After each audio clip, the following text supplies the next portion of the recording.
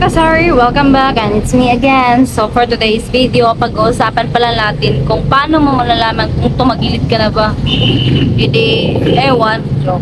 So ganito lang yun. So para malaman natin kung maangat po talaga tayo or tumatagilid na yung negosyo na binubuksan natin, dapat talaga meron talaga tayong daily inventory. Yung daily at saka monthly inventory, yun talaga yung pinaka-importante. Kahit wala kang mga machine dyan sa pag-inventory, yung lalo pa yung kahit pa sabihin natin, wag kang konti lang yung store mo or yung business mo, kahit daily sales, ganun na lang. Magmo-monitor ka talaga, pinaka-importante talaga yun. Katulad dito, no, meron talaga akong logbook dito. Talaan ng nilalaman siya. So, talaan to ng mga may utang sa akin. Joke lang. So, ganito, no. Meron talaga akong sulatan dito.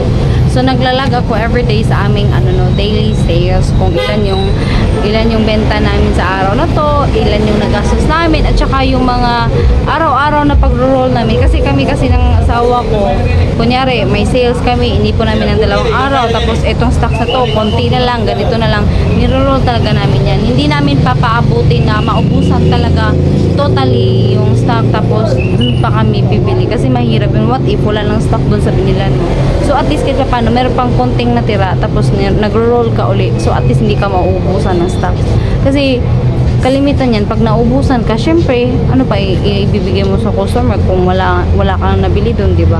So ganun lang yan. At saka always natin tandaan na importante talaga yung mag-log ka ng daily sales, kasi dun mo malalaman kung tumagilid na ba or umaangat ka ng kahit papano.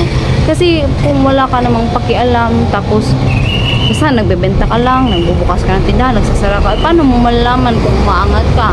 Kasi lalo pat baguhan ka, ang hirap pa naman. Ang hirap talaga i-estimate kung nagka-sales ba ako, umangat ba ako, or bumabagsak ba ako. So ganun lang yun. At saka wag nyo yung kalimutan, pinaka-importante yun. So yun lang naman. So see you sa ating next vlog and thank you for watching. Bye bye.